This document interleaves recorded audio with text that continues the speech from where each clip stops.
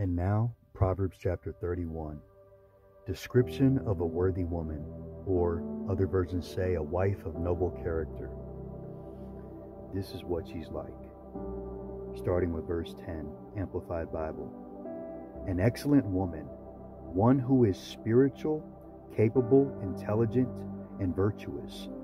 Who is he who can find her?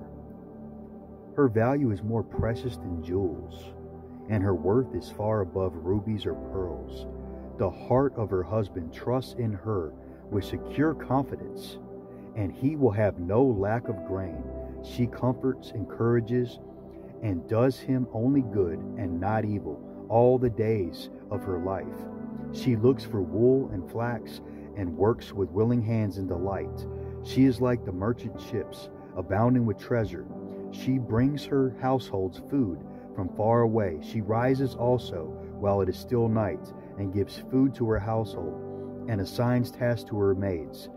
She considers a field, and she buys it or accepts it, expanding her business prudently. With her profits she plants fruitful vines in her vineyard. She equips herself with strength, spiritual, mental, and physical fitness for her God-given task, and makes her arms strong. She sees that her grain is good. Her lamp does not go out, but it burns continually through the night. She is prepared for whatever lies ahead. She stretches out her hands to the distaff, and her hands hold the spindle as she spins wool into thread for clothing. She opens and extends her hand to the poor, and she reaches out her hands, filled hands, to the needy. She does not fear the snow for her household, for all in her household are clothed in expensive scarlet wool. She makes for herself coverlets, cushions, and rugs of tapestry. Her clothing is linen, pure and fine, and purple wool. Her husband is known in the city's gates. When he sits among the elders of the land, she makes fine linen garments and sells them, and supplies sashes to the merchants. Strength and dignity are her clothing, and her position is strong and secure. And she smiles at the future, knowing that she and her family are prepared.